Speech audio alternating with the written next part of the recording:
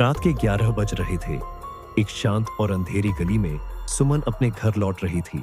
तभी उसका फोन बजा। नंबर अनजान था। उसने कॉल उठाई। सुमन, तुम्हारी जिंदगी खतरे में है। तुरंत घर लौट जाओ और किसी को कुछ मत बताना।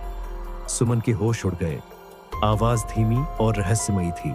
उसने इधर उधर देखा, लेकिन गली में कोई नहीं था। डर के मारे वह तेज कदमों से घर की ओर भागी। घर पहुंचते ही उसे महसूस हुआ कि कुछ गड़बड़ है। दरवाजा हल्का सा खुला हुआ था।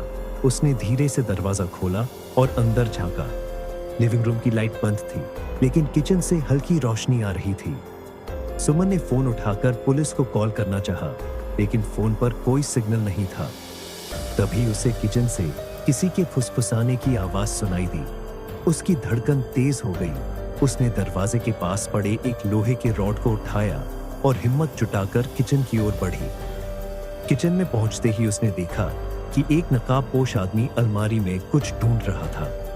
सुमन ने पीछे से चुपके से वार कर दिया। चोर गिर पड़ा, लेकिन तभी पीछे से किसी ने सुमन का हाथ पकड़ लिया।